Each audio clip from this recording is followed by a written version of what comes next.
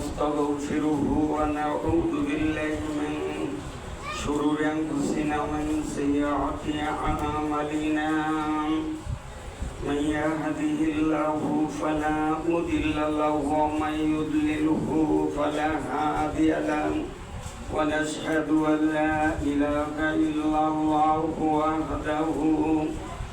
وحده لا شريك له وأشهد أن محمدا عبد الله ورسوله الذي أرسله بالحق بشيرا ونذيرا وداعيا إلى الله بإذنه وسراجا وقمرا منيرا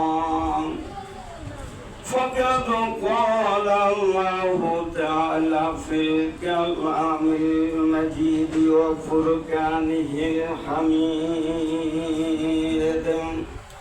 أعوذ بالله من الشيطان الرجيم بسم الله الرحمن الرحيم يا أيها الذين آمنوا كتب عليكم الصيام كما كتب على الذين من قبلكم لعلكم تتقون أيام معدودا فمن كان منكم مريضا أو على سفر فعدة من أيام أخر وعلى الذين يطيقونه فدية طعام مسكين فمن تطوع خيرا فهو خير له وأن تصوموا خير لكم إن كنتم تعلمون عن أبي هريرة رضي الله تعالى عنه قال رسول الله صلى الله عليه وسلم من صام رمضان واحتسابا غفر له ما تقدم من ذنبه وما تأخر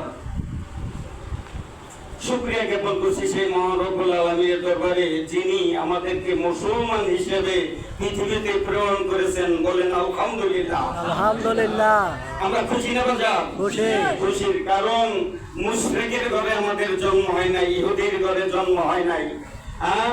এর চেয়ে আর বড় কি নিয়ামত হতে পারে যে আমরা অন্তত পক্ষে সাম্মাকুমুল মুসলিমিন, যে তোমাদের নাম মুসলিম রাখা হয়েছে, সেই দলের অন্তর্ভুক্ত হয়েছে। কিন্তু আমাদের কাজ তো মুসলমানের হতে হবে, ঠিক না?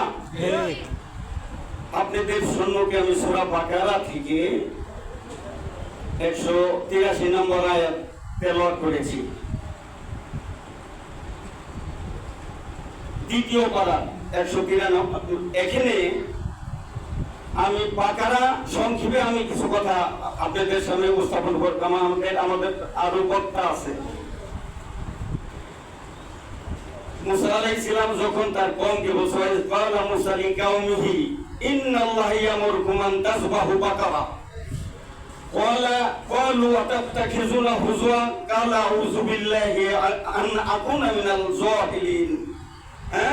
বলছে, হে আমার কওম, আমার আল্লাহ তোমাদেরকে নির্দেশ দিয়েছে তোমরা গাভী গরু জবাই করবে, অর্থাৎ বাকারা অর্থাৎ গাভী, অর্থাৎ তোমরা গো বাছুর জবাহ করবে, জবাহ করবে, অর্থাৎ আল্লাহ রাহে তোমাদের পক্ষ থেকে আল্লাহ রাহে গরু জবাই দিতে হবে।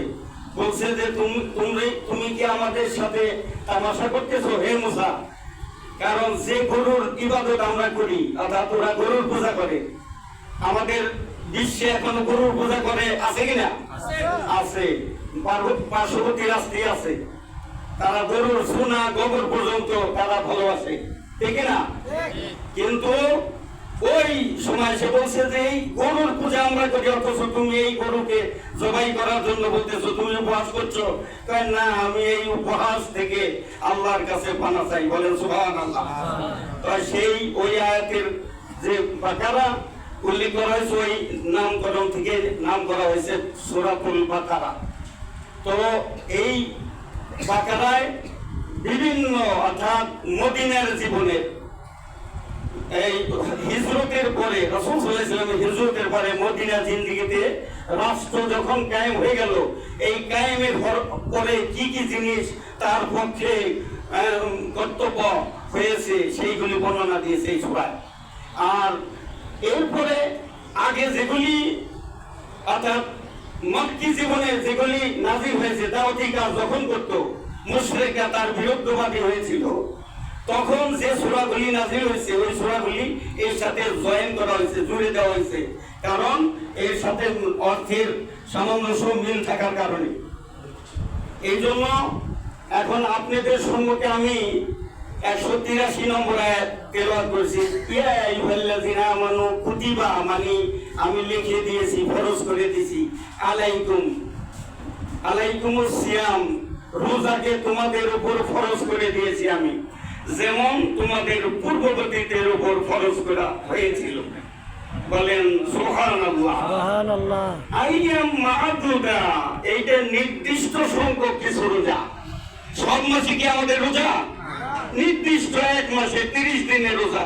এই জন্য বলছে আইয়াম মা'দুদা, ফামান কানা মিনকুম মারিদান, তোমাদের মধ্যে যদি কেউ অসুস্থ হয়ে পড়ে, আও আলা সাফারিন, যদি কেউ সফরে থাকে, ফাইদ্দাতুম মিন আইয়ামিন উখর, অর্থাৎ ওই যে রোজাগুলি তোমরা যদি ছেড়ে দাও ওই সফরে থাকার কারণে কিংবা অসুস্থের কারণে, তাহলে তোমরা একটার পরিবর্তে একটা অন্য সময় করে দিবে। বলেন সুবহানাল্লাহ। আমাদের জন্য সহজ করে দিয়েছে না? সহজ। অর্থাৎ একটার পরিবর্তে একটা, আর যদি ইচ্ছা করে কেউ রোজা ছেড়ে দেয়, একটা রোজার পরিবর্তে 60টা রোজা করতে হবে। কত কঠিন কাজ!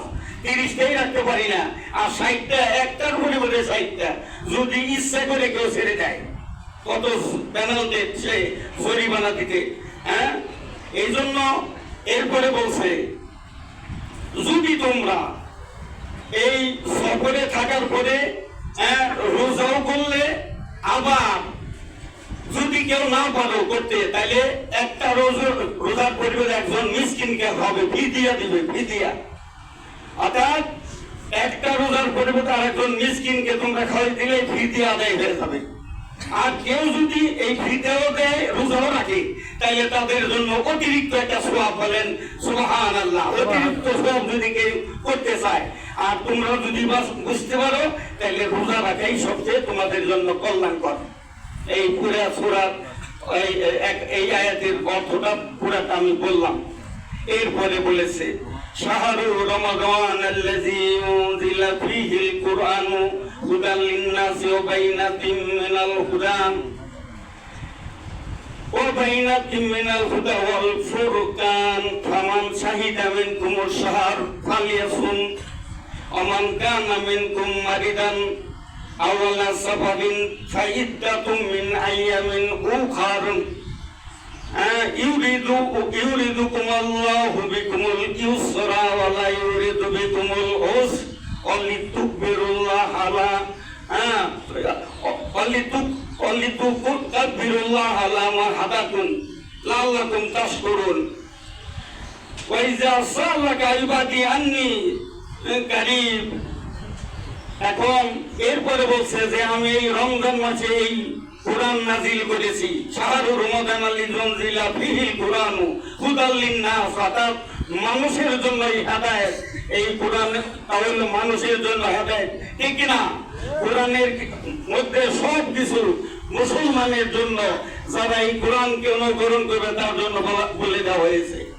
আমার বন্ধুগণ, এরপরে বলছে, এখানেও বলছে যে যখন তোমরা এই মাস এবং ফুরকান সত্যমে তার পার্থক্যকারী এই কোরআন, এই সত্য জিনিস কোনটা, হেদায়েত কোনটা, নূর কোনটা, এটা মানুষদেরকে শিখিয়ে দিয়েছেন এই কোরআন।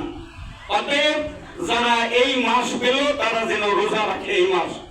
ফামান শাহিদা মিনকুম ফালিয়াসুম, যখন এই মাসের উপস্থিত তোমরা পাবে তখন এই মাসের রোজাটা তোমরা করে নিবে।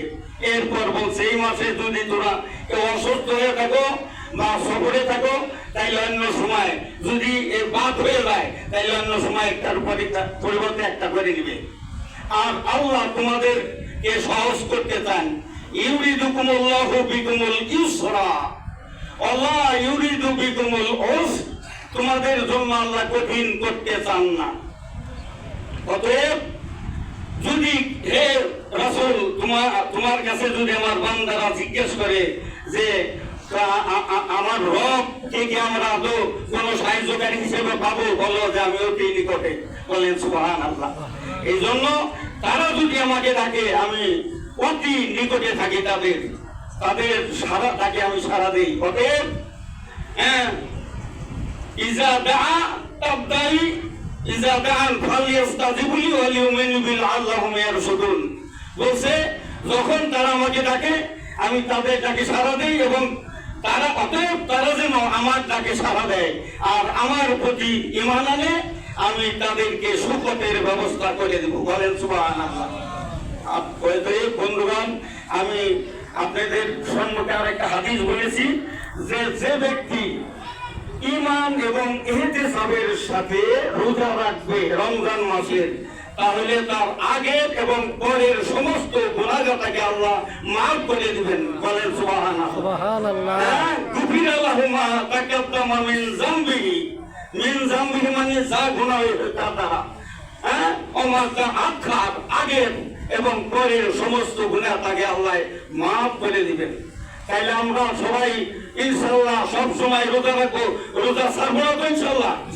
ইনশাআল্লাহ মুসলমান হিসাবে। আর আমাদের যা করণীয় আমরা যদি না করি আমাদের আল্লাহ সাকসেসফুল দিবে না, উন্নত দিবে না। আমার বন্ধুগণ, মুমিনের কাজ ডিসিপ্লিনের কাজ করবে তারা টাইম টু টাইম, যেমন 5 ওয়াক্ত নামাজ তারা সময় মতো, ইন্নাস সালাতা কানাত আলাল মুমিনিনা কিতাবাম মাওকুতা, যে 5 ওয়াক্ত নামাজ এই নামাজটাও সময় পড়া খরচ করে দিয়েছেন। বলেন সুবহানাল্লাহ। ইন্নাস সালাতা কানাত আলাল মুমিনিনা কিতাবাম মাওকুতা, আমি খরচ করে দিয়েছি সময় মতো নামাজ পড়তে, গাফিল হবে না। আল্লাহ তাকুম মিনাল গাফিলিন, আনিস সালাহ, এই নামাজের ব্যাপারে তোমরা গাফিল হও না। এই জন্য আমার বন্ধুগণ, ইন টাইমে নামাজ পড়বো, এরপরে কল্যাণমূলক কাজ আর সৎকা করবো, মানুষের সাথে ভালো ব্যবহার, সুন্দর কথা বলবো, আর আত্মীয় স্বজনের অধিকার আদায় করে দিব যথাযথভাবে, আর মুসাফির তারপরে পথিক এদের সহযোগিতা করবো, হাত বাড়াই দেবো, প্রতিদিন কিছু দান করবো। আমাদের ছোট ছোট গুনাহ আমাদের থেকে আল্লাহ দূরে সরাই দিবেন। বলেন সুবহানাল্লাহ। আসুন আমরা যেন আমাদের এই কথাগুলির উপরে সবাই যথাযথভাবে আমল করতে পারি। আল্লাহ তৌফিক করুন, আল্লাহ যেন আমাদের তৌফিক দান, হায়াতে তৌফিক দান করুন, আমাদের পরিবার আমাদের সমাজ যেন সুন্দর করে দেন আল্লাহ। সবার কাছে আমি দোয়া চেয়ে আমার বক্তব্য শেষ করছি। আসসালামু আলাইকুম ওয়া রাহমাতুল্লাহি ওয়া বারাকাতুহু।